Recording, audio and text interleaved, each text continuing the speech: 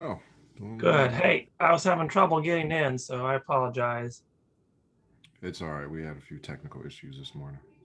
Okay. We're getting Just let me started know though. when you want me to go. Okay. Thank you. Thank you, Commissioner.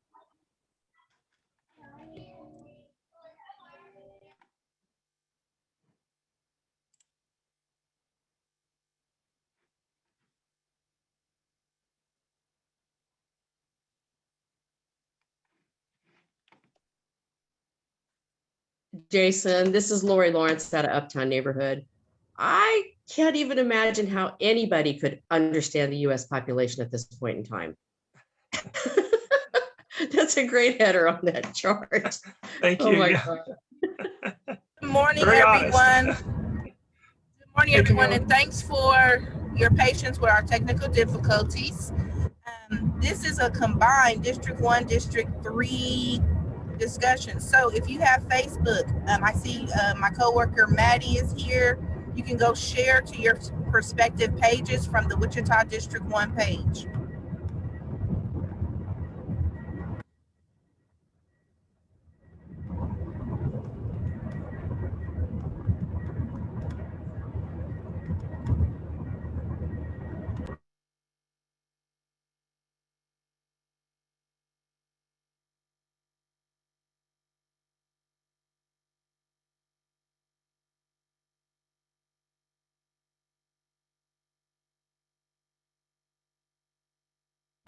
So I unmuted to allow Vice Mayor Councilmember Johnson to give greetings and Maddie Campbell on behalf of District 3 before we get started with our first presentation from Jason with the U.S. Census.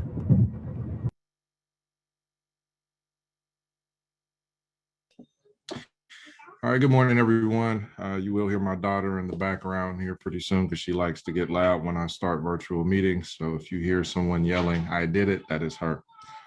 But welcome all of District 1 and District 3. Glad that we can have a combined morning discussion about the U.S. Census and our friend Scott Wadle to talk about places for people.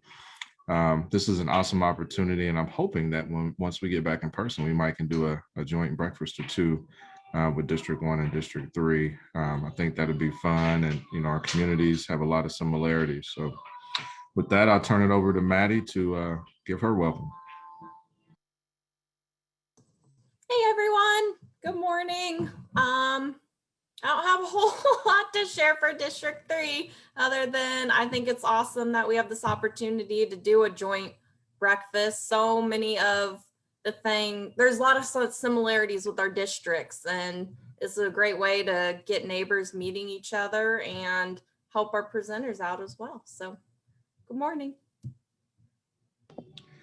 Well, thank you, Maddie. For those who don't know, Maddie and Camila do wonderful work for the city of Wichita and engaging our community and helping the elected folks, deal with all of the issues that we receive in an efficient way. So definitely thank both of them. So today, I know you all are tuned in to hear about the all-important topic of the U.S. Census, and I will turn it over to Jason Dean to let us know where we're at. Thank you, Vice Mayor, and welcome everyone. And please, as we go through this, feel free to either chat or just stop me if something is not making sense, because I have a lot to throw at you. And then, of course, follow up. Camila will be great. I'll be sending her the PowerPoint, the whole slide deck, and my information. So you can definitely get in touch with me for further details. Okay. So Jason, I'll go ahead. Yes, I just made you co-host, and there also is a link button to upload a file in the chat if you so choose to do that. Okay. All right. Thank you, Camila. All right. So everyone can see my screen there. Hopefully nod your head with the PowerPoint. And we'll get started here. So what we're going to be going over today is American Community Survey data. So our decennial data, the census we just did, is going to come out this fall. Okay, so post September 30th is when that data will come out. However, we have lots of good information from our surveys, and when the new data comes out, you'll know how to get to it a lot quicker, hopefully. We'll be going into some different platforms here, quick facts, data.census.gov, which used to be Census Fact Finder. Hopefully you'll find data.census.gov a little more user-friendly. And if it's not, you call me and we talk it through and get there anyway, right? Okay. So as you know, a lot of federal dollars comes back to us through our census data.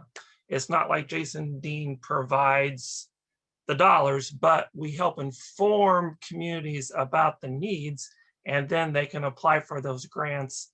And also on top of that, of course, you have nonprofits that are tapping into our data, as well as the private sector. So you really have to add to that quite a bit more dollars that is being informed by the data, and some of that you'll see today. So when people start looking for data, they usually have an idea, like I want to know about total population, or I need to know about a specific ethnic group, or I need to know how long the average person takes to get to work. So, but in terms of when you're looking for data from us, you also need to know geography, because we need to know what area you're searching through. So most people are familiar with their state and their county. Place is usually a city. We do collect a little information on unincorporated places, and we've added a few of those just this census. So you might say, no, I'm from Rock, Kansas, and no one ever cares about us. Well, we try to, and we do try to collect information for little tiny communities, of course, all the way up to big communities like Wichita. Other geographic areas that you might not be as familiar with are census tracts and block groups. So you could shake your head. Have you heard about census tracts and block groups, or no? You dealt with that much? Probably, maybe not. But when you're talking like a community like Wichita, and here we have District 1, District 3 together, right? So you want to know something a little more neighborhood focused sometimes for your information. Having information on Wichita is great, but you know, Wichita is very diverse. There's a lot of different communities, a lot of different neighborhoods, a lot of different needs, right? It's not all the same. From even District 1, District 3, there's some differences, right? So when you get into the census tracts and block groups, you can break that down. A census tract's about 4,000 people. So if you look at it that way, it's more like a neighborhood level. And we're going to go into seeing what that looks like and how you can find where you or live versus in what census tract and block group that is. So Tiger Web, and if you're a note taker, I would write down Tiger Web, tiger like the animal, and all one word. And we're going to go into here, and this is how you figure out geography, how the census sees the community. And I'll go ahead and go into a live demonstration on this part.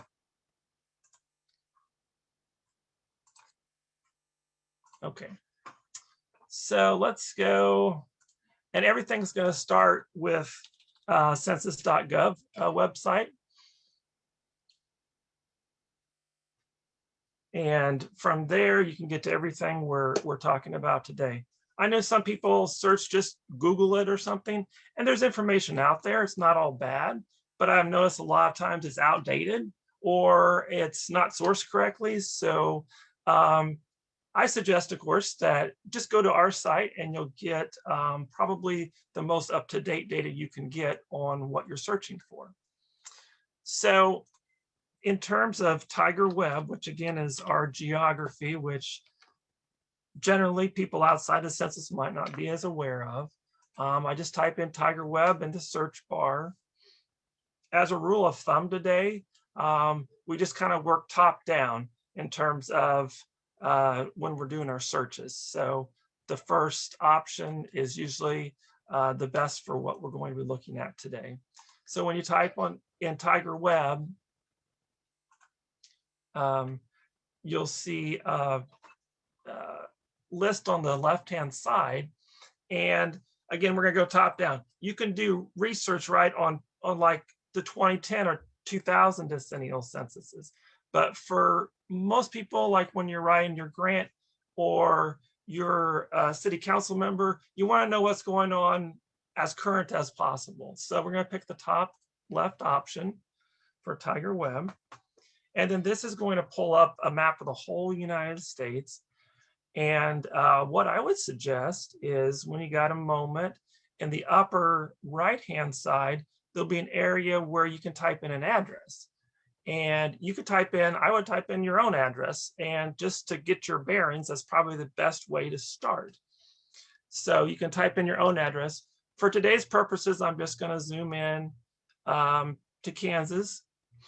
And as you get a little closer, you'll see the counties will all pop up. And most people are probably familiar with their county, unless they just moved here.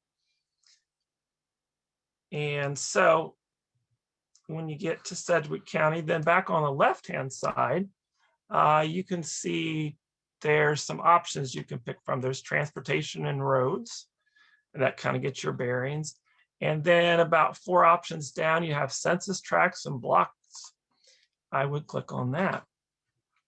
And there's about 100 in Sedgwick County or so. So you can see all of a sudden it's not just Wichita. You can put click on places too if you like.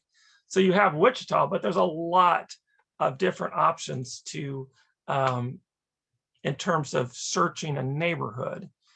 And so I'll make this a little interactive. I want to make sure I'm engaging people and they're understanding what we're talking about. So let's pick a census tract. Vice Mayor Maddie, do you have I kind of know your boundaries of your district, but you want to pick a census tract that's in your area? CT means census tract, by the way. You got I-135 and Kellogg down here. What about CT6? I think that is 6. Okay, right here. Okay, so that's census tract 6. And so again, this is just an example, but again, go back on your own time and you can look through a lot of these here. So we'll do census tract 6. You can take off the roads there, you can see them a little better, okay? Okay, so let's go back to our PowerPoint for a moment here.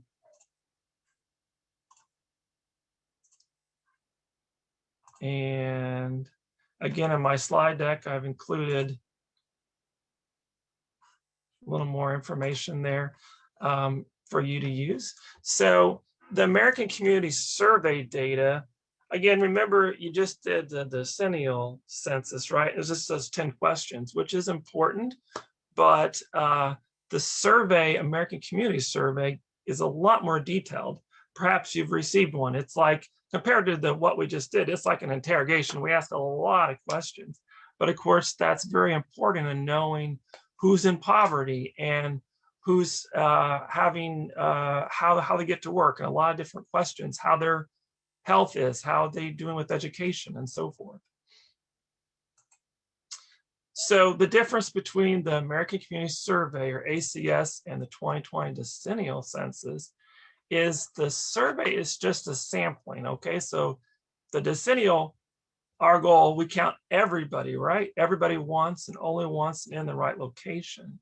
The American Community Survey, we're doing a sampling. So 3.5 million addresses a year. So that's about 1% of the United States.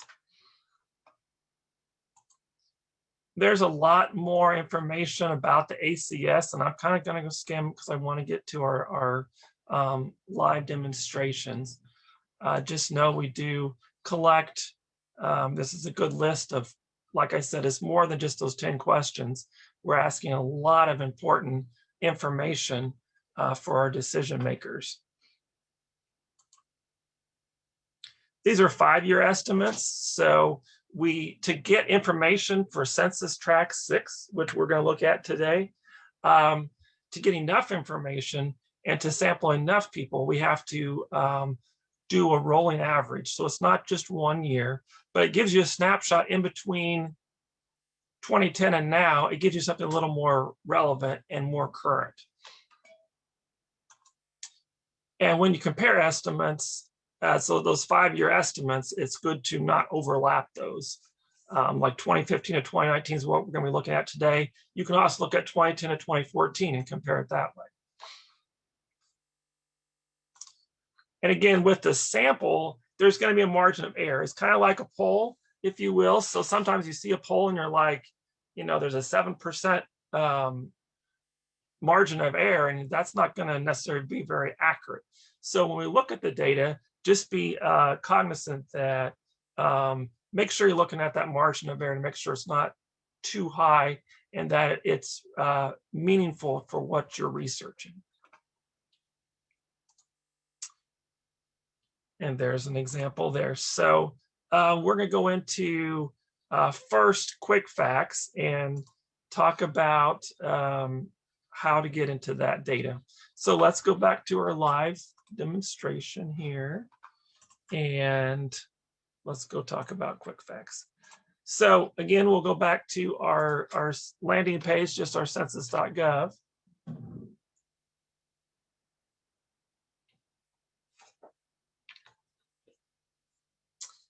And from here, you'll see right in the middle of the screen, there'll be an option that says quick facts.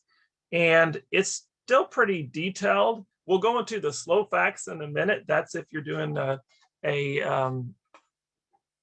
really detailed research, and that might come across when you're dealing with a grant, or you're already used to our quick facts and you need something more specific.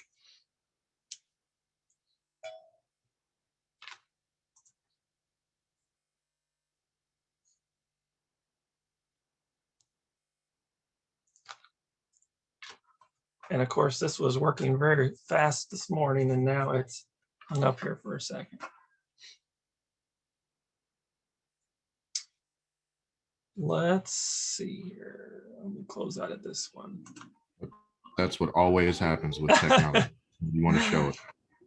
Yeah, I'm sorry, Vice Mayor. That's how it works sometimes. So you'll see right in the middle is our quick facts. And it says access local data. Again, this is just from our main page. So you can click on that. And what this will do, this is the best way, and again, if you're a note taker, to compare different geographies. Now, when we talk about our census tracts, we're going to go into our slow facts or data.census.gov to research that. This is quick facts is just going to give you like communities. So you'll see it starts off with the United States, and let's add in Kansas.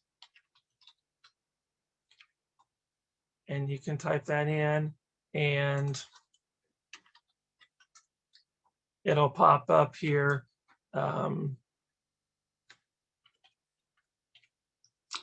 Should just be able to get the data for the state as a whole.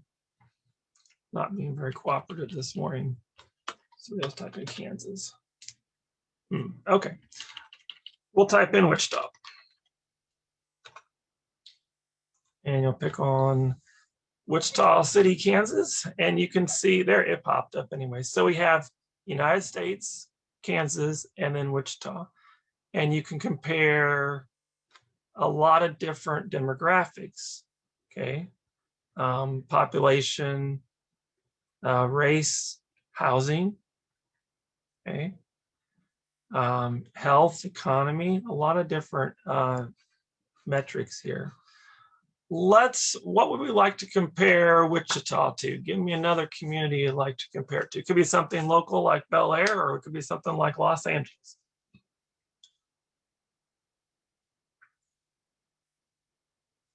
How about Tulsa? Tulsa, okay. Let's do Tulsa.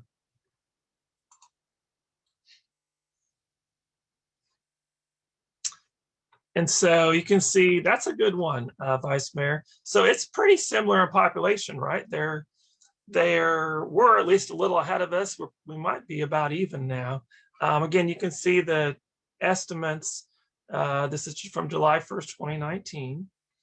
And say you're someone that's moving here from Tulsa or thinking about moving here, you might want to know if I'm renting or getting a job here, is this a good, whatever they're offering me for a house or a job? So median income, you could look at Tulsa and Wichita, say that's pretty similar. So if they're offering me a job here, it's comparable. Now, if you're moving here, you know, what's the number one state people are moving here from is California. And the number one state we've been losing people to is Texas. So there's a lot of people that are moving here. And this would be a great place if you were know someone or you're advocating for the city or the community to say, hey, why don't you look at our cost of living here on our quick facts, and you can see real quick that you know, the cost of living is a lot cheaper, and whatever demographics are of interest to them, they can look at that and know how to make good decisions. Here's the mean value of, for instance, like your house. So, and that's a big deal because you're moving from other areas and it's hard to gauge that. Median gross rent, okay, things like that. Hey, So, Jason, you have a question in the chat if you want to look at that real quick. Sure, I will do that. If I can get to that here. Okay. So where's my chat? You can also put this in a chart while I'm looking for my chat here.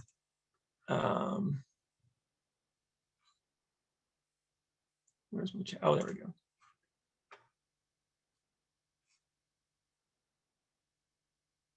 Okay, great question. So when there's an X in the box, that means we've suppressed the data. So there's not enough data to have in the table without potentially disclosing a particular individual. So remember, the census, we release data, of course, but we don't want to disclose your personal information.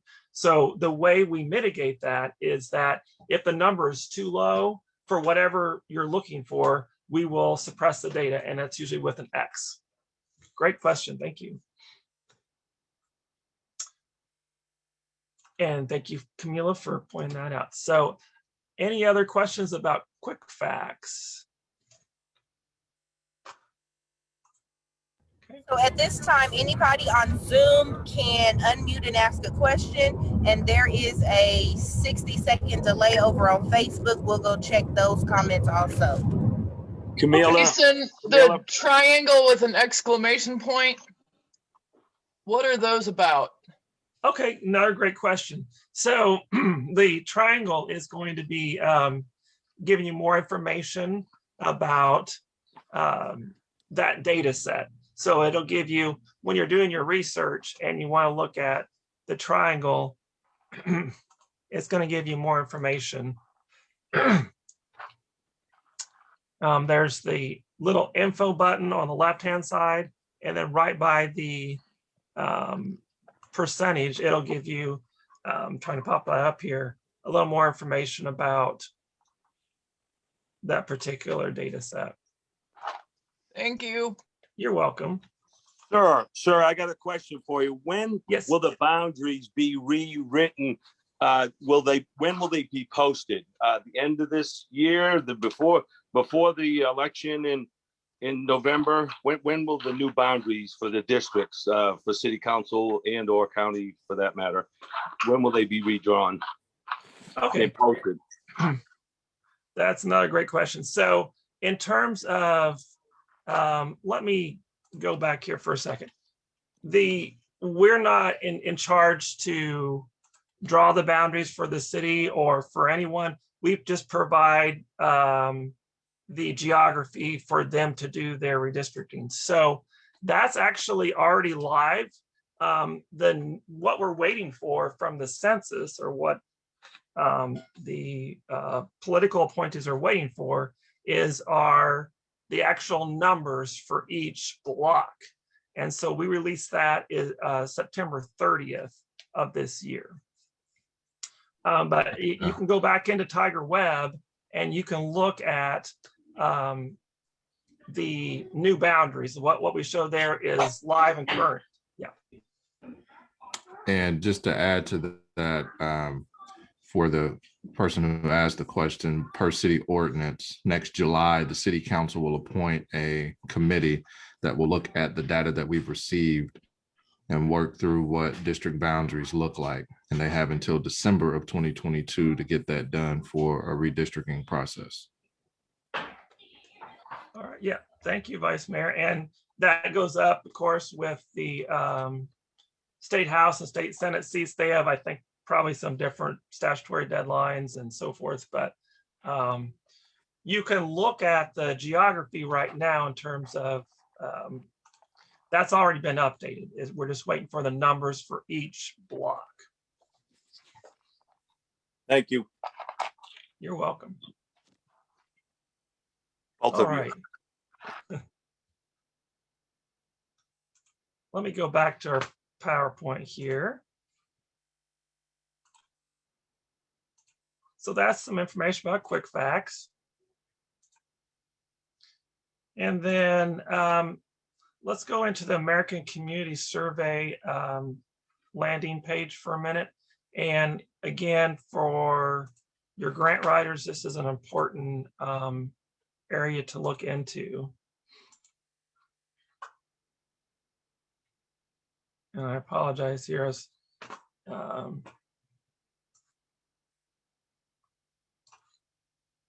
Acting a little slow here.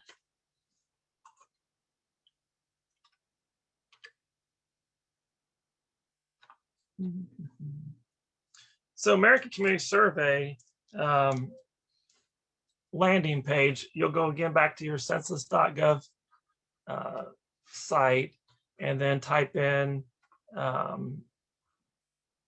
American Community Survey.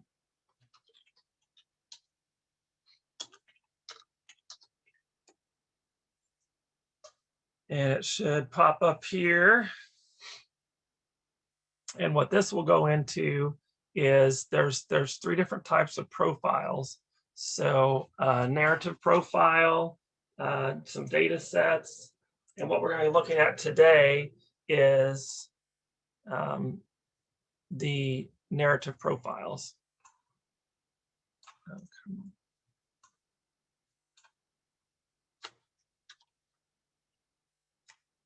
Okay.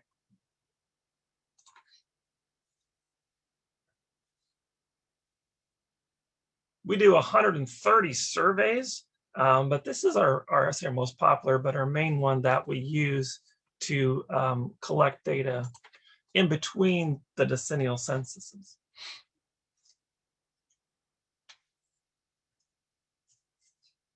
So this is where people can go if they get the survey and then you know how to respond.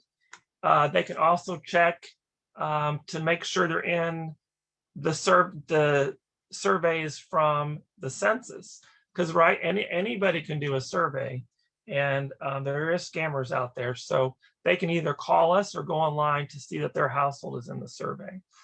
But on the left hand side is also where you can get survey data. So you can see about a third of the way down where it says data on the left hand side. And remember, Vice Mayor had us he said census tract 6, just as an example. So when you go into the middle, there's data profiles, narrative profiles, and subject tables. We're going to click on narrative profiles for today. And from here, you can see, you can pick a place, which is like a city or county, and we're going to do census tracts. So census tracts are unique within each state and within each county. So it's going to ask you what state and county you're in, and then you can pick the census tract. And we did 6.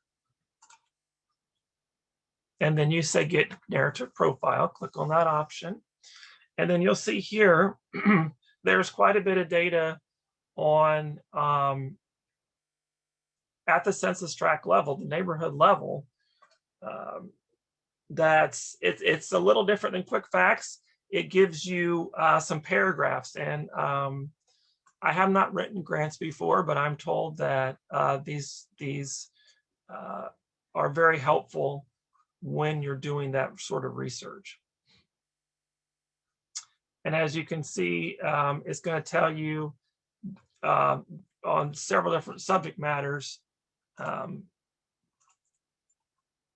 about this specific track. And this is kind of north central Wichita. Gives you stuff about language, where people, are they moving in or out or been in the area for a long time? Their education level, okay. A little bit about disability, where they work, okay. How they get to work, okay.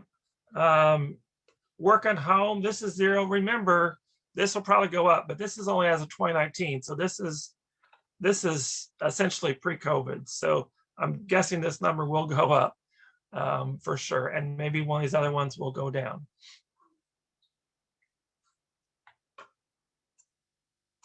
Give you a little information about income and poverty. This is a big one if you're looking for certain grants that are going to need that information, and break it out by age group. And if you really like demographics, the bottom one is a population pyramid for each census tract. I think that's pretty cool. So it can tell you about how old the population is, and by every 5 years of age.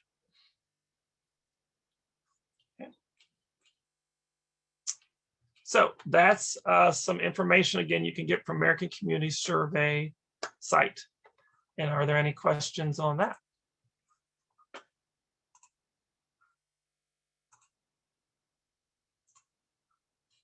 Okay. So next up to bat. Jason, I have a question. Yes, So sure. how long before the ACS will reflect the 2020 census data? Well, So, I mean, right. the next 5-year span, I guess. Right. So we do an update every year. I believe it's in December when it'll be updated. So it's independent of the decennial because we're collecting more detailed data. So, but it's ongoing. We call it evergreen. So it just keeps happening. So the end of this year, we'll have another, in other words, will be 2020, and then back 5 years. And then concurrently about, the same time, then we're releasing the decennial data on top of that.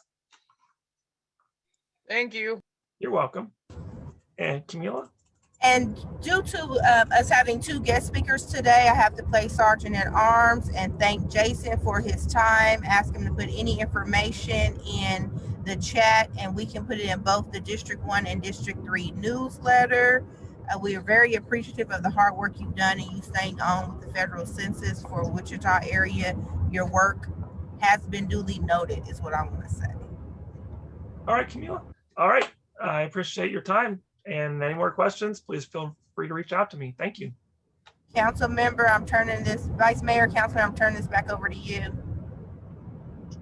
Thanks, Camila. And if you also have questions, you can send those to me or Camila or Maddie. We can send them to Jason to get a response. But thank you, Jason. Appreciate you always taking the time to join us and give us this much needed information. All right, so our next topic this morning, places for people. I've been hearing a lot of really good feedback thus far, and trying to send that to Mr. Wadle as I get it. And we've also received some good feedback online with the town hall presentations that we've given. So our next speaker, Mr. Wadle, very knowledgeable. Love the work that he's doing in his department. Still happy to see his promotion that he got. So Mr. Wadle, turn it over to you. Well, thank you very much, Vice Mayor. Thank you so much. It is so great to see you all today and to be here today to talk about this very important topic. And I just want to give a shout out to Jason because that was a great overview on a great resource to look up population and demographic data. And we're going to talk a little bit about what that means in terms of housing and also what's allowed, what isn't allowed in terms of how we develop housing in our areas. I'm going to go ahead and try and share my screen. So bear with me as I work on doing that. Can everyone see the PowerPoint presentation? Try and do it full Yeah. screen. Oh, shoot. Okay, I knew it was going to switch on me. Hang on real quick and I'll get this fixed around here. We'll go to the next screen. There we go. Can everybody see the PowerPoint show? Yep. Okay, perfect. So what I'll do is we've got a PowerPoint. It's not a brief one, but I think it provides a good overview of the places for people implementation. I just want to emphasize that this is for your benefit. So, and I want to get feedback. I want to get your thoughts. And if you have questions, just stop me and we can go through them.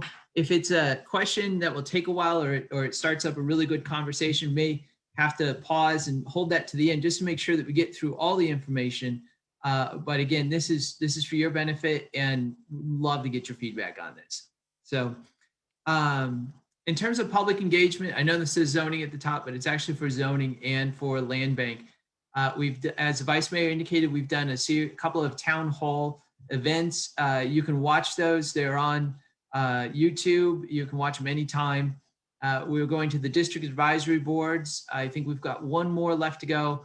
We're also going to a number of other advisory boards like Transit Advisory Board, Bike Ped Advisory Board.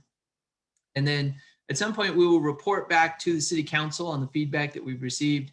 And then we'll go forward to the Planning Commission, City Council. And you see the County Commission there on the end. That is because the Unified Zoning Code is a joint city and county zoning code. So it'll have to be approved by both governing bodies if there are any changes. And all along the way, we're taking public comments. This is a dynamic process, so there'll be changes and tweaks as we go through just to make sure that we're meeting the needs of our communities. In terms of questions and comments, there's a variety of ways that you can submit those. You can do that through social media, the City of Wichita's social media. You can do it through an email. On our website, we've got a comment form where you can just place your comment right there. You can call us, leave a comment with Mary, and also, of course, you can always stop by or mail us your thoughts. So it's actually today we've got, it's an opportunity for input and questions and for us to be able to share information about the proposal and the process that we're going through. And the way that I hope to do that is to take you through this agenda, which is provide a little bit of background about places for people and why these recommendations are coming forward.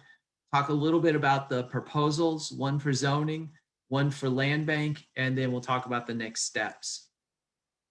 So hopefully that sounds good to everybody, and we'll get going here. So in terms of background, hopefully that cover looks familiar to you. That is from the Wichita-Sedgwick County Comprehensive Plan. And out of that plan came a recommendation for an urban infill strategy. And we'll talk more about that. But that strategy is the Places for People plan, which you may have heard a lot about. And so out of that plan, then there are 3 implementation actions. We're working on all 3 right now. Zoning and the land bank are the furthest along, but should have some exciting information related to incentives and nodes later on this month at a City Council workshop. So looking forward to that. In terms of the comprehensive plan, goes back to 2016, is really strongly focused on infrastructure. So it talks a lot about making decisions about investments in our communities. Also talks about maintenance responsibilities, all kinds of things related to that. It includes a recommendation for an urban infill strategy. That's where Places for People comes along. And also it establishes this geography of the established central area, which is essentially the portions of Wichita that were built in the 1960s or before. And it identifies them separately because they've got some characteristics that are unique from the rest of the community. And I'll show you a map of that and we can talk a little bit more about it. In terms of the public involvement in the process to develop the comprehensive plan, 4 years, 4,000 responses, lots of meetings, That was overseen by a citizen steering committee. So lots of really good feedback and guidance on that one.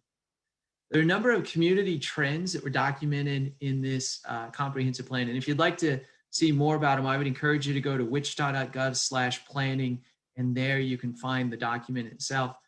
But it forecasts an area of fiscal constraint. So there wasn't going to be any large increases in revenues, and therefore it's really about getting a return on investment, both in terms not of just value, but in terms of community priorities on the investments that we make. Discussion about smaller household sizes, more diverse households, and also skewing to an older population. What's interesting lately is that we've not seen the household size reduce as much here in Wichita as of lately, but we think that that could be due to economic situations related to, just what everyone's going through right now. And that's caused, kids to move in with parents and folks to, be with friends, creating larger household sizes. But we do think as the economy gets better that will change. It also forecasts a preference for more transportation options, that would continue. We're seeing that in surveys, and both nationally and locally, especially from, I can think of some stuff from young professionals of Wichita that have identified that. International and national competition for talent. So again, you may have heard about this, but it's certainly going on. James Chung highlighted a lot in the Chung report. So there's been a lot of national and local resources that have pointed to these trends as well.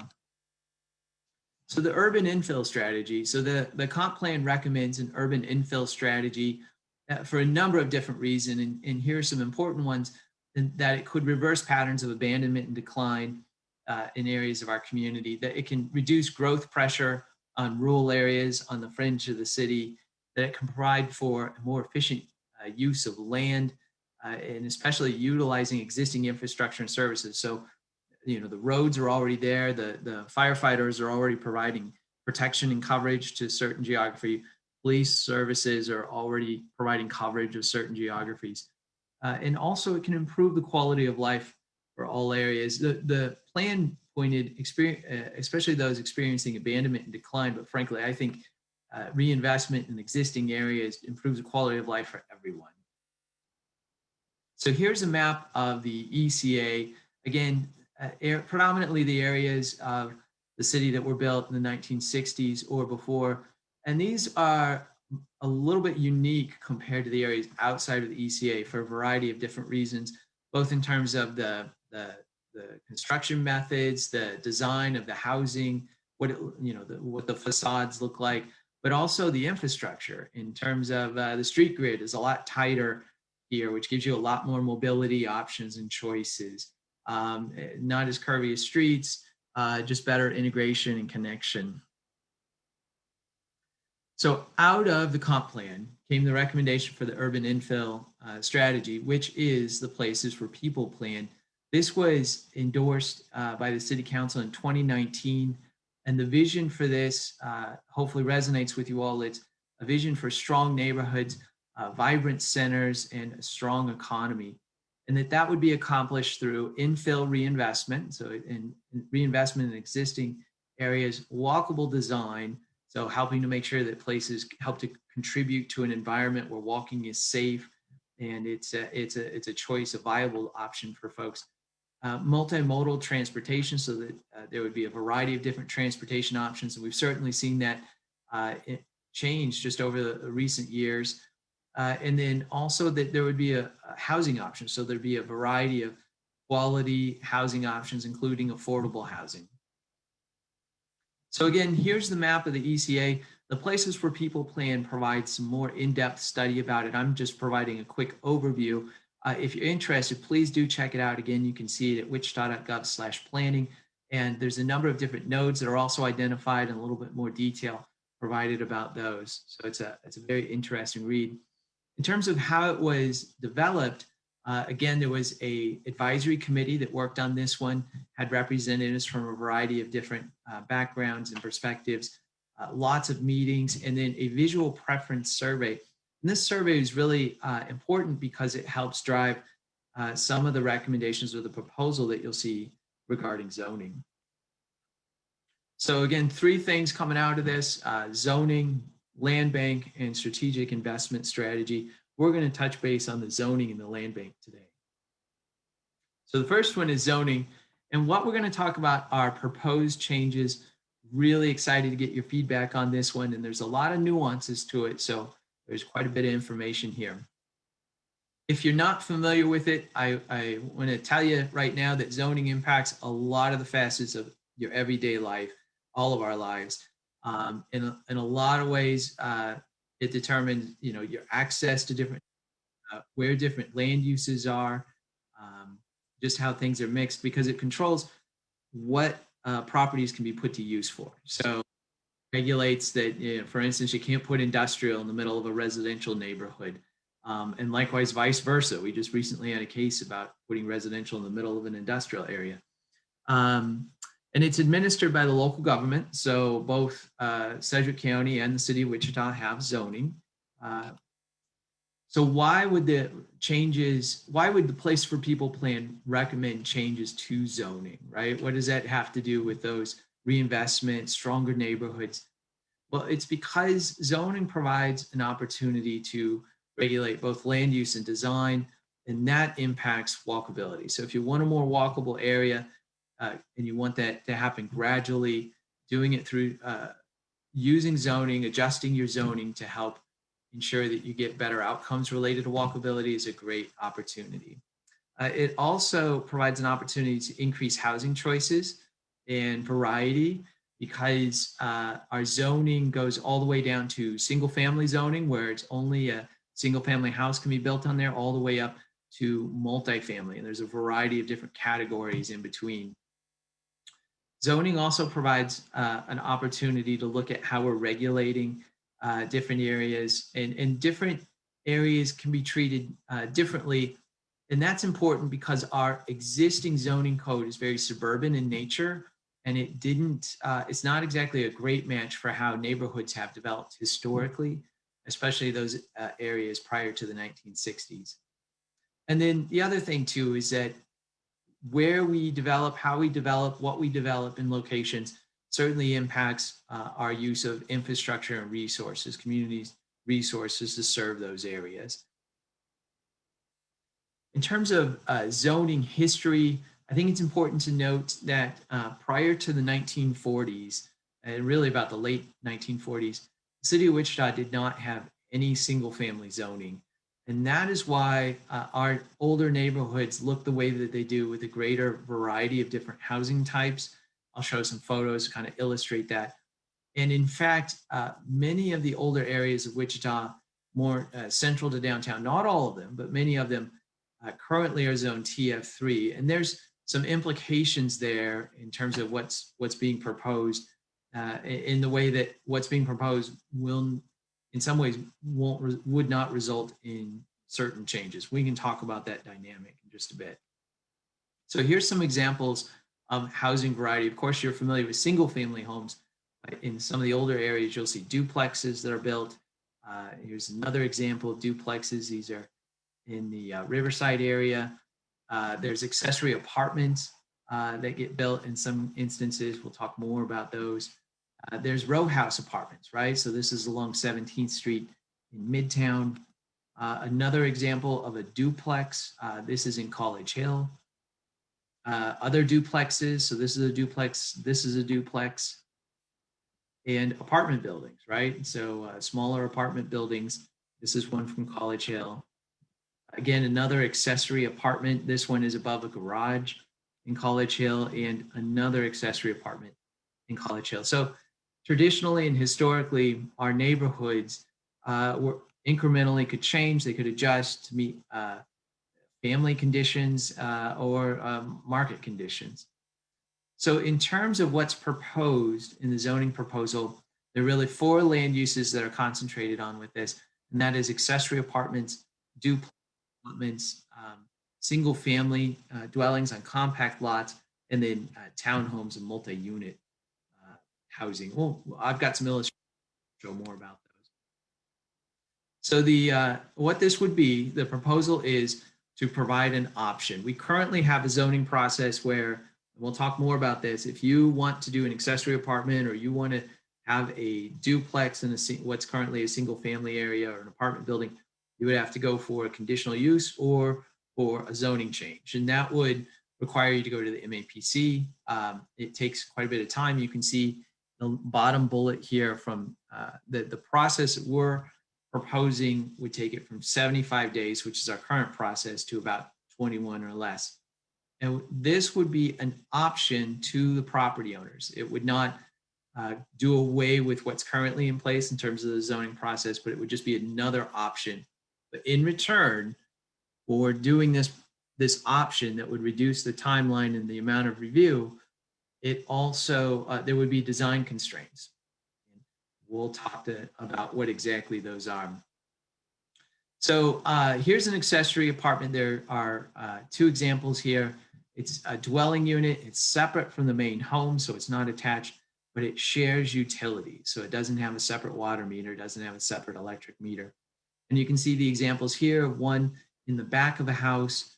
You can also see another one above a garage. So accessory, what are the benefits of providing an option to allow for more accessory apartments? Well, it responds to interest in additional housing options in the established central area. We have the opportunity to require that they would have enhanced and more compatible designs. We'll talk about that. It reduces regulatory hurdles and encourages revitalization and reinvestment in existing areas.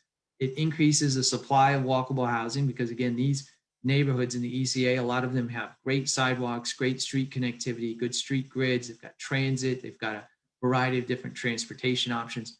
It provides for an efficient use of land. So we're able to reduce the pressures for growth on the outer fringes of the city, and also the cost of infrastructure, expanding infrastructure.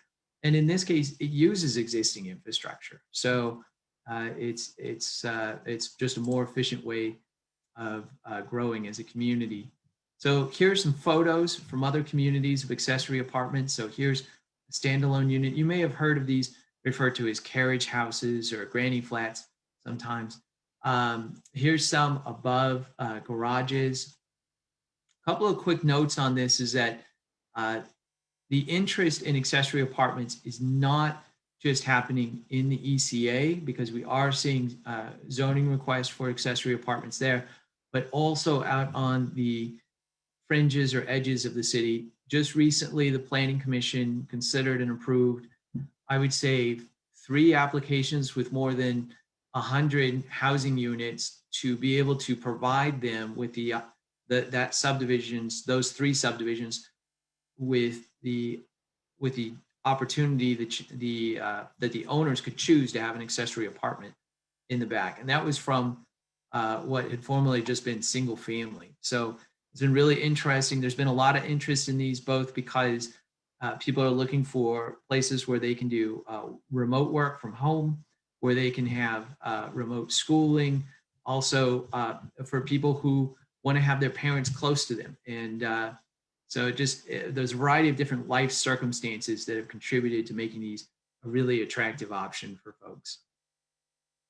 In terms of the design requirements that would be required if someone wanted to, a property owner wanted to take advantage of the faster option that's being proposed, the architectural style and materials would have to be similar to the main building and compatible with the neighborhood. There's some interpretation there, so it's a little bit flexible, but the idea is that we don't want something that's stands out, is not consistent with what's its surroundings are. That the maximum square footage is up to 75% of the main home. So we don't want one of these overshadowing an adjoining property or the main house. Likewise, the maximum height would be 60% of the zoning district. And in most zoning districts where these, I would anticipate these occurring, which would be SF5 and TF3 for duplex zoning, the maximum height is 35 feet. So 60% is about 20 some odd feet. So about 2 stories for these things. And then there's other design requirements, such as how the roof is shaped, what siding material is used, number of windows, transparency, those kind of things. And Wichita is not alone in looking at this. There are a number of different communities, both across the state and across the country. This is just a small sample of the communities that are looking into accessory apartments and how they can help their community with growth and meeting demand, both from individual residents and from the market. So that's accessory apartments. Shifting along next is duplexes. So these are 2 units that are connected. You can see photos here that show them side by side. Also, one unit above the other one. These have separate utilities. So there are separate bills for water, electric, gas, those kind of things. The benefits are very similar to accessory apartments. So I'm not going to through all of those, but just more walkable design, contributes to thin film, utilizes existing infrastructure, provides more options. Here are some duplex examples. We've got the one on the upper right, which you can see it's got 2 streets. It's on a corner, so there's a door for each unit facing those streets. We'll talk a little bit about that in design requirements. Here's one in the lower left, the red building. It's got a unit below and a main unit on the first floor.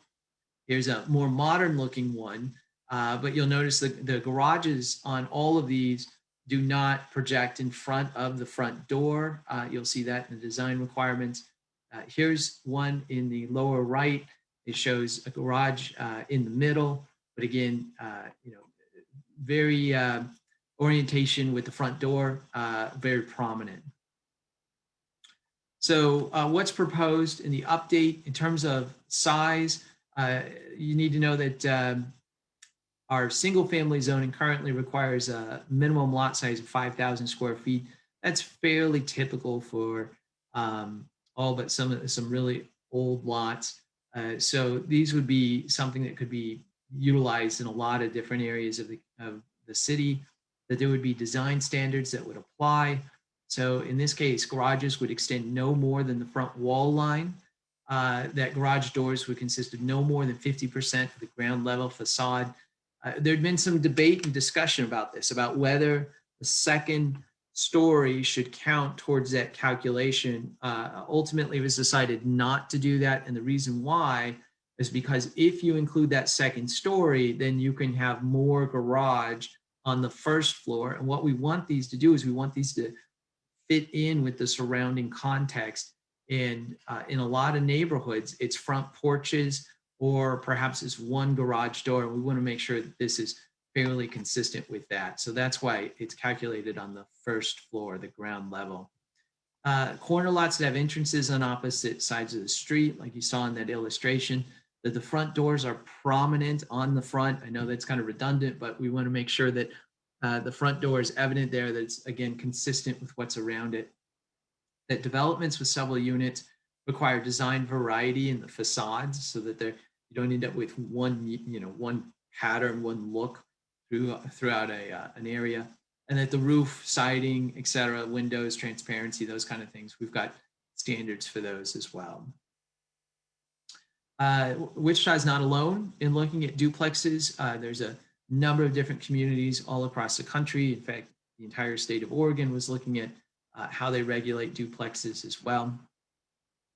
So we've talked about accessory apartments. We've talked about duplex. This now is for compact lots. So this is only for single family homes, but it's on compact lots. And these are lots that are between 3,000 to 5,000 square feet. And the reason these occur is that in some of the older areas and also in just some unique situations, we end up with lots that are less than 50 feet wide.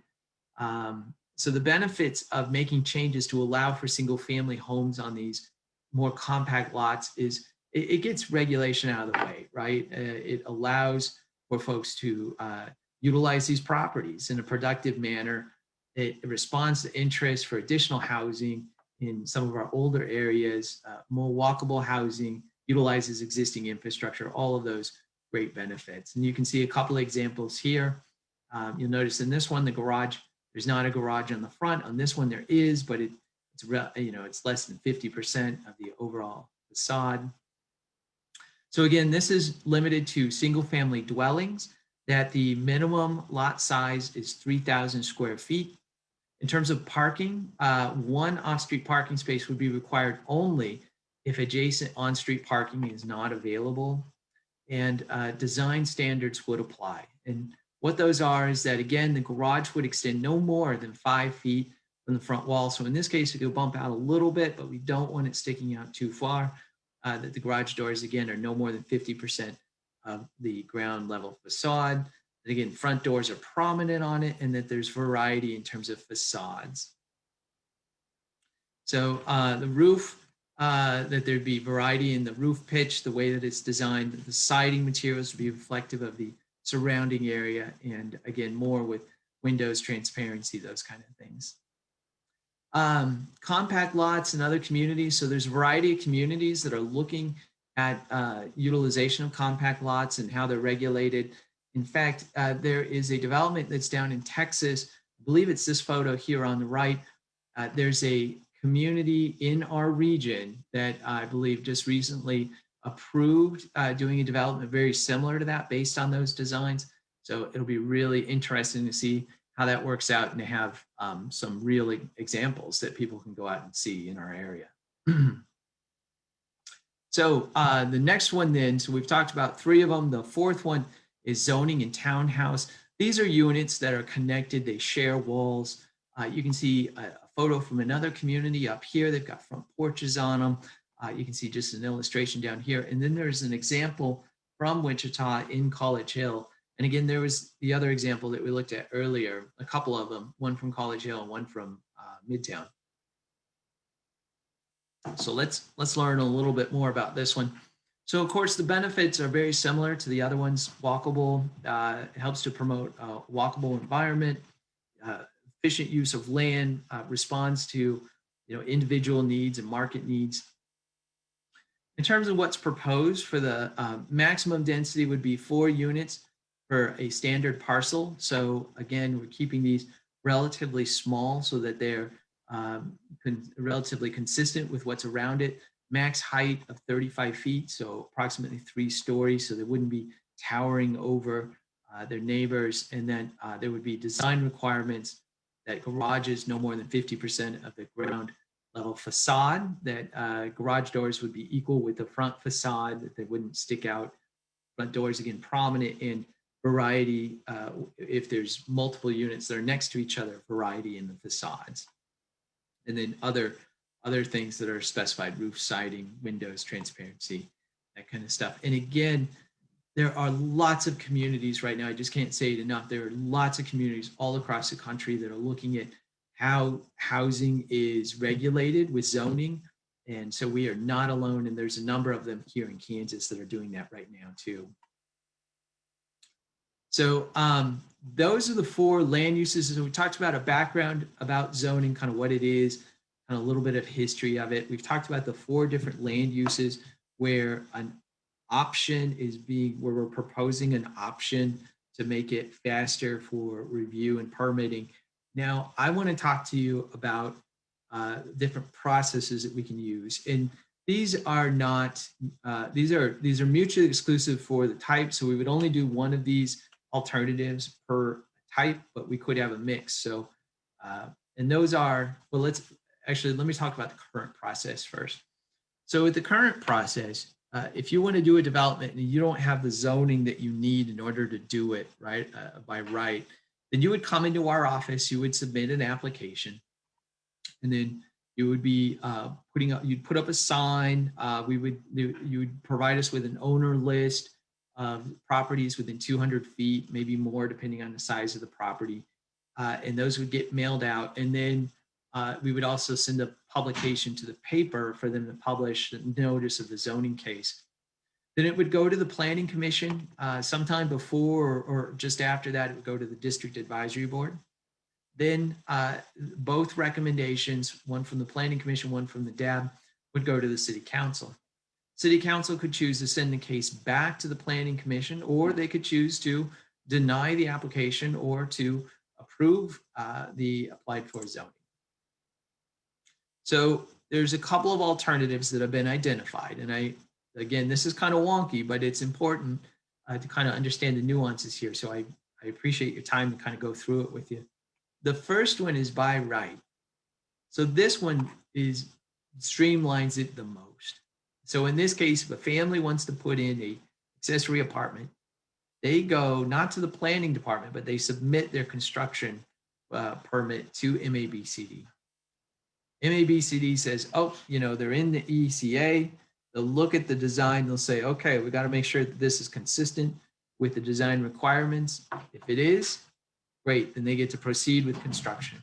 If it's not, then the homeowner would have to go back and say, well, they either have the option of updating their designs, or if they didn't, let's say it's a design that they're really set on and it doesn't meet the standards that we just talked about, then they could have the option of using the existing process to apply for a conditional use, or if they need to do a complete zone change. So if I had to boil it down to 3 steps, here's what it would be. They would come and submit their construction permit information. 2, that the application would be reviewed. And that 3, it'd be approved. Or if it's not, there would be other steps that the person would have to go through. So things to consider is that this streamlines the process. It streamlines it a lot. It encourages investment because people who are looking to do these projects will have a better sense of the schedule, timing, the amount of money, et cetera. It increases housing options. So, if you've got you're a family and you're like, wow, we need more space, the kids are getting older, or if you want to bring your parents in, or whatever your life circumstances might be, it provides an opportunity for you to help ensure that your housing will transition with you. And it also requires context-sensitive designs that encourage walkability. So there's standards that need to be met. So alternative 2. So again, for those 4 land uses, we could do one or the other of these. Alternative 2 is an administrative permit. So in this case, someone wants to do, again, let's say an apartment, they come into the planning department and they submit the application. Planning department would work with them to ensure that a public notice is done. We'll talk more about that process, and I think that's on the next slide. And then we would review it to say, does it meet the design requirements that we've talked about? If no, then they get a chance to update their designs. If yes, then we would see if there were substantial protests received based on the public notice. If no, then the individual could proceed. If yes, then it would go before the Planning Commission. So if I had to boil that down into 4 steps, it would be number 1, submitting the planning application. Number 2, doing a public notice. Number 3, that the application is reviewed to ensure consistency with the design standards. Number 4, checking to see if there's substantial protests. And we'll talk more about that right now. So in terms of public notification, and again, this could be done a variety of different ways, but what's proposed right now is for a sign to be posted in the yard, and then we would see if there would be protests submitted. If protests submitted by more than 75% or more of the abutting property owners during a 10-day notice period, then that would cause the case to have to go before commission. So some things to think about this with the administrative permit is that it's faster than the current process, but it is slower than the by right option. That there's a public notice and protest options as part of this process. There are not with the other one. That there's more potential for process variability than the by right option because there's just more things that can happen, right? And then it requires context-sensitive designs that encourage walkability. So again, that is a requirement as part of this process. Okay, now one thing that I would also like to talk about too is that, and this is a brief note, and then we can go back and recap, but for zoning, one thing to be aware of is that a lot of our older neighborhoods are currently zoned TF3. And I throw that out there because, for instance, in Midtown is one of these. In these areas, if it's zoned TF3 right now, by right, someone can come in and they can build a duplex, and only in Delano that I'm aware of has an overlay district which governs designs. So the designs that we've been talking about, those requirements would not apply. It doesn't apply for properties that don't utilize this process. And so different designs that maybe perhaps don't reflect the character of the area could be used. Okay, so that's what I've got on zoning. I'm going to pause and take a breath, and I'll just check and see, are there any questions or thoughts or comments on this before we move on to land bank? This is Lori. You do have some comments on notification and other issues. Oh, in the chat. thanks, Lori. But good to see you, Scott. And there's a couple of things that we've tried to do here in the Uptown neighborhood. And you actually came here and we met at a business in the Douglas Design District to do this feedback. And I'm sure that you know, in the 100 block of North Poplar, there's this 3-story garage. And when I called in on it, they said, no, it's a garage. So hopefully that will prevent some of this. That thing is horrendous, and it towers, as you say, over the other houses next door. So hopefully that will help with this. But one of the things that we tried to do in Uptown neighborhood 20 years ago, when we were all 20 years younger, was to try to purchase some of the properties that were run down and see if we could rehab them. Yeah. This is talking about infill, so we're talking about vacant lots, basically, right? Well, I think, yeah, I would say for the most part, there could be instances with the accessory apartments where it's an occupied house and someone wants to add an apartment on top of a garage or something like that. But when we start talking about a duplex construction, and we start talking about, maybe row houses, those kind of things, yeah, certainly a vacant lot is what I would expect. None of us are young enough to do that anymore. And you were also mentioning there was some funding possibilities maybe to help with some of this. Well, not specifically with the zoning. We'll talk a little bit more about land bank, which I think we'll get into addressing, abandoned properties, debris on properties, those kind of things. But I just want to manage expectations with that one, that there's some, just in terms of capacity and what it can do. But a really great discussion coming up on land bank. So I think that'll hit on that really well. Okay, thanks, Scott. You bet. It's great to see you, Lori. Let's see what we got. Where do you find the various zoning codes and their specifications? Okay, Rick, great question. You can find at wichita.gov/planning. And on there's the zoning code where you can click on it and you can see it. Today, though, you cannot see, we don't proposed versions yet because we're still trying to sort out which one folks have a preference on in terms of which alternative by right for some of these land uses or the administrative permit. So we're still sorting through that. But I think once we get our feedback, we've got some drafts put together in terms of the design requirements. And once we get more feedback, we'll be certainly publishing the draft so everyone can review it, check it out. But if folks have specific questions about the alternatives, again, you can reach out to us and we'll be sure to get that information to you. Okay, George has some comments here. There's quite a bit about animal services, helping people, encouraging people to move. I guess I won't cover that one. And then loud music from extra people, more trash cans. Well, and I think George, I think maybe you're getting at the issue of, well, gee, if we allow for more diversity in terms of the housing units, right? Like we allow for duplexes or accessory apartments, what is that going to do to the quality of life for the people who are already living there, right? And I think that comes down to a couple of things, which is there's always this discussion about renters versus owners. And I think that really comes down to just basically who has pride in their property, right? And who maintains it well. And we've seen, a lot of that can be addressed through code enforcement, right? Some of the, I think, challenging things are like, what if someone's playing loud music at night and there's issues with that? Well, that becomes really kind of more of an enforcement thing. And I know that the police are involved in some of those. But at the heart of it, I think, is this question about, well, does introducing these different things like accessory apartments and duplexes cause disruption in the neighborhood, right? Like that's the fundamental question, I think, there. And what I would point to is I would point to the older neighborhoods that we've got where these things are already existing. You've got a good mix of housing varieties. And so I think the experience in those neighborhoods has been mostly good for this. And we're talking for 100 years.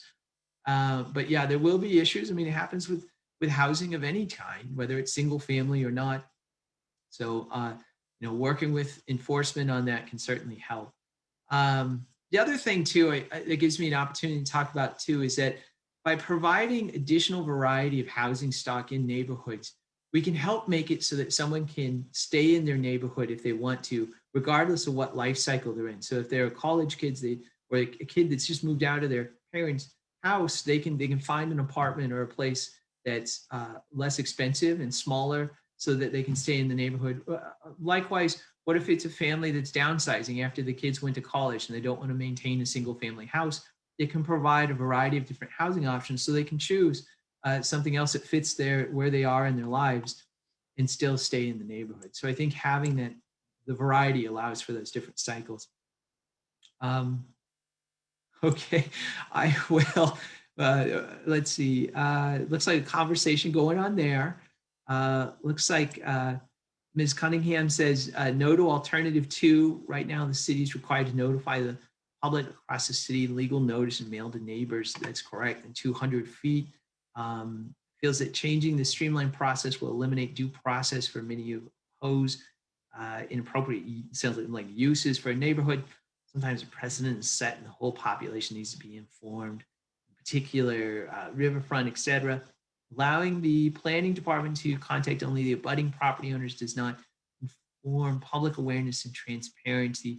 75% of 1 to 4 people, if there are 4 sides of the lot, current process checks and balances needed to ensure due process. So to that, I say thanks for the feedback on the process. We'll definitely note it. And I think it's a good conversation to have, right? So I'm so glad that we get to talk about this. Let's see, comment about neighborhood plan. Says that another one is the design plan is okay. Setback on compact lots does not have to be done. Just allow a smaller home on a smaller lot so to address more housing flexibility. And that is getting really into the details, but I think it's a good point to bring up, which is that the setbacks would be reduced on the compact lot in order to allow for more, for them to more fully utilize the site. And that would reduce it to 5 feet for the side setbacks. So there would still be 5 feet between where the structure could be and the edge of the property. Working with enforcement can help. And then code enforcement is difficult to be nice. And will this allow the neighbor to sell their property to a developer so they can take away the present house and build a multiplex that is 5 feet away from your property? We would not be, there's a couple of different issues here. Number one, would it allow your neighbor to sell their property? Well, that can always happen. But I think the larger question is, would this allow for there to be more potential for that to occur? And I think part of part of the reason why this will be incremental or inherent cost with acquiring a property. And if you wanted to, if there's a single family home that's already there, you've got the cost of removing that, and then you've got the cost of doing construction. And I just don't know that we're in an environment where the demand is that great that it would lead to that. There are some situations perhaps by WSU or other places where we've started to see that happen with apartments. So maybe in select areas that might be something, but I think overall, again, I think this will be incremental, and I don't expect that it would lead to tear downs in order to see development occur. Okay, well, that's been a really good discussion in the chat there. I'm going to pause again and see if anyone wants to have any comments or say anything. And if not, we can always come back and go to, we'll go to land bank, and then we can always come back if there are more questions about zoning. So, Hey, Scott, 1 second. yeah. Maddie, could you just copy those comments out of there, and we can keep that for feedback later as people talk. That way Scott can continue. That would be awesome. That would be great. Thank you. So the next one then is land bank. So there's been a lot of interest in land bank as well. And again, this is a recommendation that's coming out of Places for People, which came out of the comprehensive plan. And what is a land bank? Well, a land bank is a government entity that's focused on the conversion of land to productive use. And that's a very general statement, but this is actually what can be found in the Kansas statutes that allow for the creation of a land bank. And in most cases, what we're talking about is vacant, abandoned, tax delinquent properties. And here's an example from, I saw Ann Fox was on with us. Thank you so much for letting us use this photo. This is a photo from Habitat for Humanity, 2 photos where, one example, they've taken a property that had debris, was overgrown, hadn't been used in a long time, and got it back into productive use with housing, good quality housing, affordable housing for folks. And that's really, emblematic of what we're talking about with the land bank. We did some research from other communities because there's interest in a land bank. We wanted to find out, well, how do other land banks, existing land banks operate? What's the organization? What are their operations? So we did a quick survey of them. And by and large, we found that there was general alignment that there are board members for land banks appointed by elected officials, that the land banks in-house rehab or they partner with another organization to do the rehab, and that their focus generally is on revitalization, affordable home ownership. And actually I say generally, but I say across the board, that's what we found. In terms of funding, there is no land bank that we're aware of that supports itself, makes enough money to support itself. These always require a subsidy of some kind. And that subsidy can really vary quite a bit depending on the scope of their mission, the number of properties that they have, the size of the organization, those kind of things, as you would expect. And that the staffing varied quite a bit. And again, that was based on how much property they had, what were they doing. And I guess I want to go back real quick, and I want to say that in terms of scope, land banks can be set up in a variety of different ways in terms of what they're doing. There was one land bank we saw that basically took on every property that did not get sold at tax sale. And that is not a model that we're proposing here, but I just want to give you the idea that there's a whole variety of different scales to these things. In terms of tools, and really this comes down to why is a land bank recommended or proposed here in Wichita? Well, a land bank has the ability, it's not the ability to abate it. I need to do a correction on this slide, but it's the ability to request abatement of special assessment taxes. So in some cases, I think what happens with properties is that a structure will be there, it'll be in really bad shape, it'll be there for a long time. Code enforcement will come in, they'll address it, they'll demolish it, but then the assessment for that work, for that demolition and cleaning it up, gets assessed to the property. And those costs, in addition to the cost of acquiring the property and physically cleaning it up before you do construction on it, just really takes that property off the market. Like people don't want to deal with that, especially if there are other properties in the area to work with. So a land bank can also manage and maintain properties. So they can help ensure that vacant properties that are in the land bank don't get overgrown, they don't get debris on them. It's an organization to help maintain those. It also can sort through ownership and title issues. So if it's a title issue about who actually owns it, right? Someone passes away and there's not clear line of succession for ownership. Other issues, I don't know. I'm sure there are a whole variety of issues that are out there that come up with ownership and title. And then it's an organization that focuses attention and is dedicated on working on properties and revitalization. And all of these are things that a local government can do by itself. But I think the unique thing about a land bank is that it's an organization that's focused on that. We've got a variety of different documents that are available on the planning department webpage. If you go to wichita.gov/places for people, you'll see these documents as draft mission statement, bylaws, policies, and we've got an FAQ that we're updating on a regular basis. So working on getting quite a few questions up there and answers. So check those out. we'll talk more about what it can do, but it's the mission statement is that it would focus on revitalization of neighborhoods, that basically consistent with Place for People. So implementing the plan that people have told us they want to see happen, and transfer of properties that are currently management and transfer of properties that are underutilized, so getting them back into productive use. The ordinance identifies that a board of trustees would be created, 7 members, one appointed by each of the council members. That it would allow for the creation of advisory committees. So if they're working in a particular geography, a neighborhood, or a particular pattern of things, that they could have advisory committees to help out, making sure that it meets community needs. And that the geography would be focused on the established central area, but that it would also have the opportunity to work outside of that if there are unique circumstances for underutilized or distressed properties. The ordinance also specifies that any purchase, sale, or transfer of property must be approved by the city council.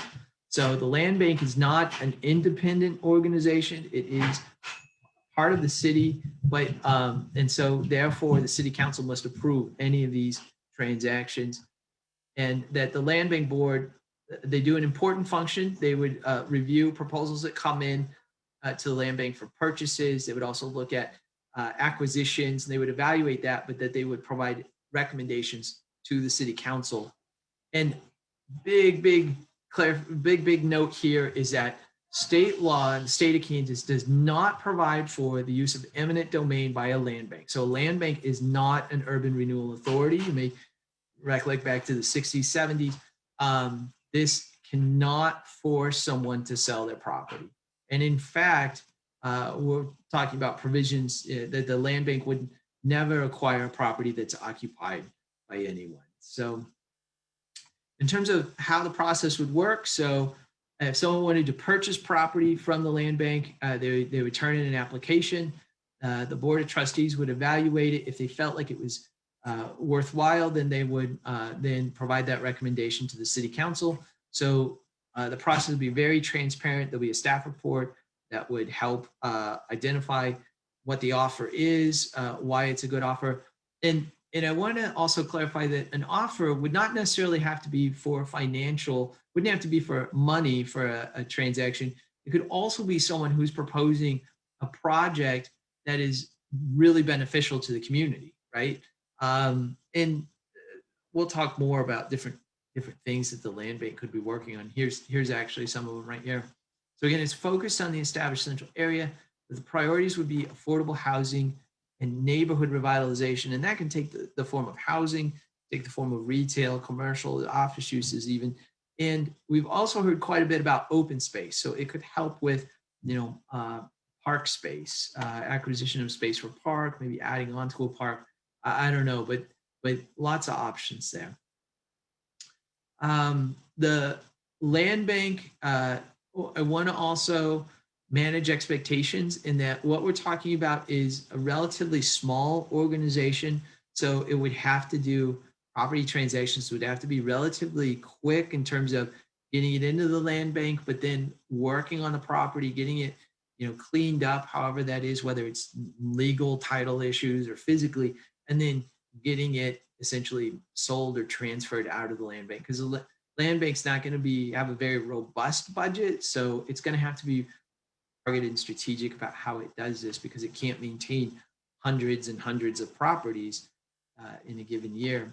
And then the application, there'd be an application process. We talked about that for the sale or transfer of the property.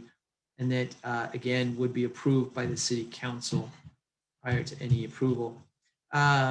Let's see, we've got the FAQ. It's got a variety of different topics and questions there. So be sure to check that out if you have a question that comes up.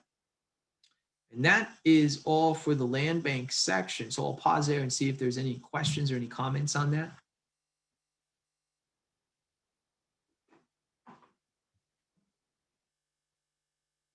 I think I've stunned everybody. Okay. It's been a lot of information. Again, reach out to me. If you've got a question, reach out to us at the planning department and provide any comments. We'd love to get them.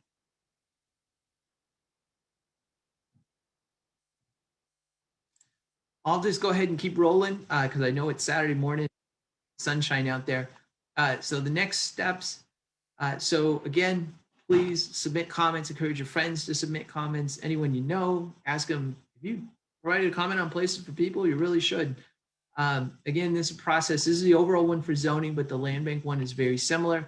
So that we're continuing to go to advisory boards. The next step after that will be, I think, touching base with the city council, just to give them a quick report on comments that have been received. And then later on, the planning commission, city council, and county commission. But it will, it'll be a number of different steps. So opportunities for input all along the way.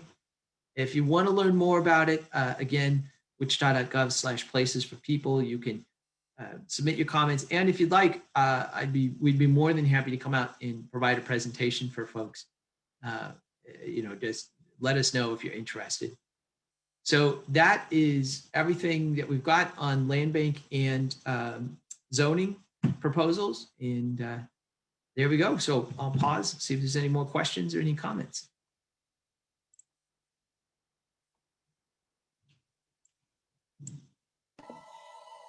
What we can also do is we'll go to Zoom. Anyone on Zoom want to unmute, make a comment, concern land banks and or those zoning changes, and then we'll copy all the chat conversation and get it over to Scott that pertains to this.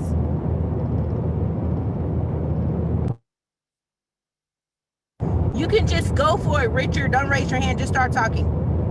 Oh, okay. I just want to take the opportunity to state the obvious, which is that true revitalization of our communities happens when the relationships between the people that are living together are revitalized.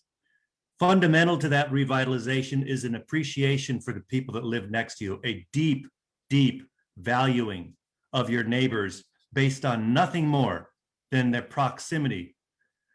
If we do this and we engage with this thought in our mind, our neighborhoods will become revitalized.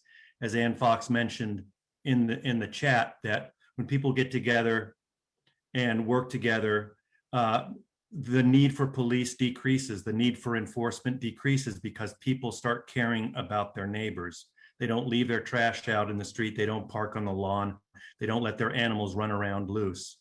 So let's not be sidetracked from this fundamental work that we need to work on together in our city. And that's all.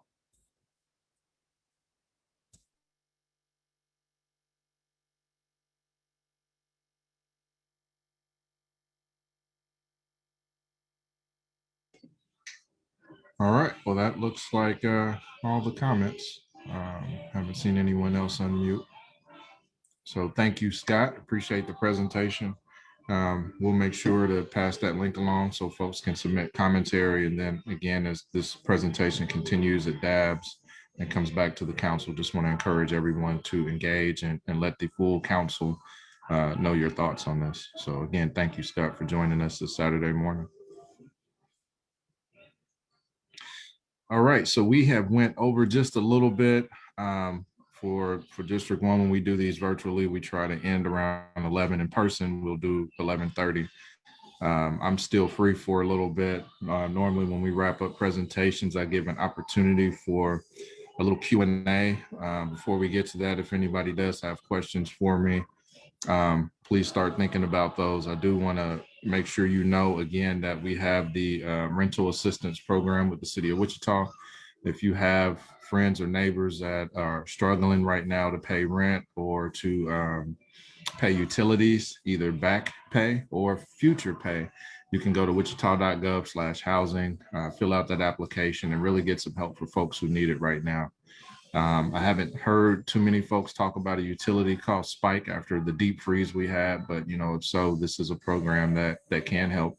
It's income based, but we want to make sure as many people as possible know about that program.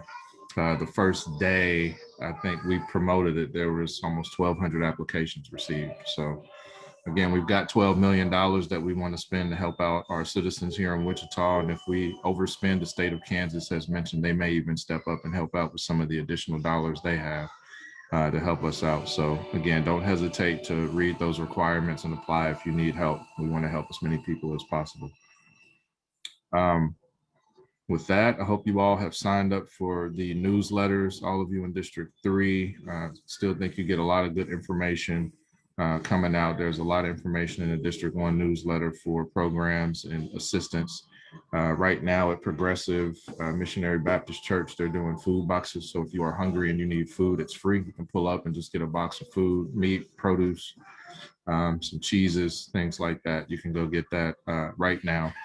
And then in the near future, we'll also be doing that at Atwater, and Mila will be able to put all that information out here soon. But we'll be able to get food boxes for Atwater, which is an awesome opportunity to help people who truly need it in this time. So with that, are there any questions? Would also like to encourage people to visit Colvin and Evergreen Rec Center for these resources we're speaking about.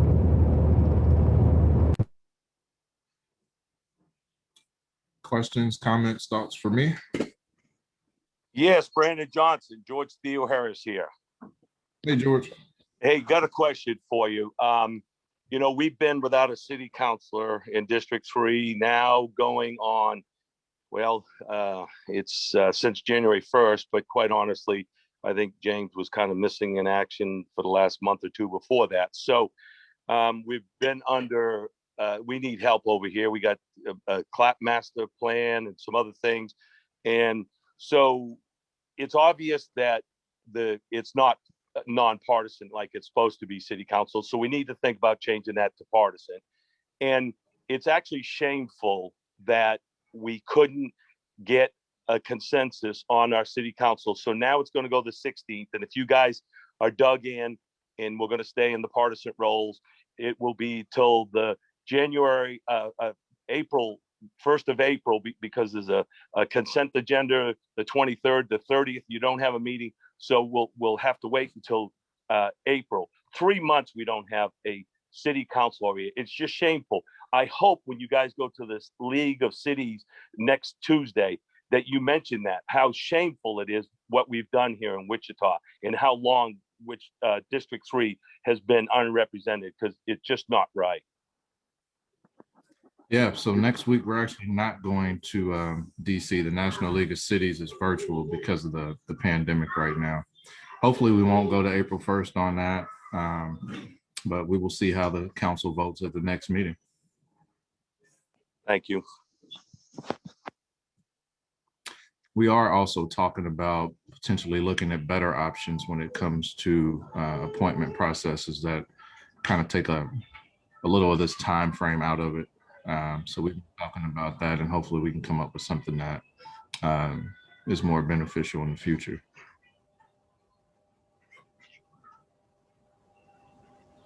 Any other thoughts, comments?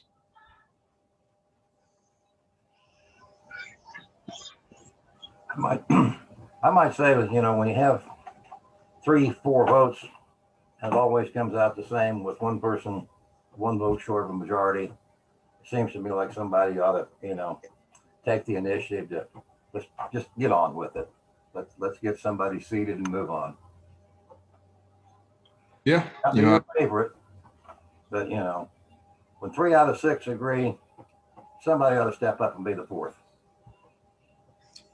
Yeah, I know the council is talking with folks who are sending emails and having conversations, and you know, we'll see at the next meeting how that goes.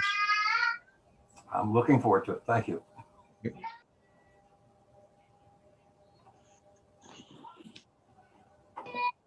All right, anyone else?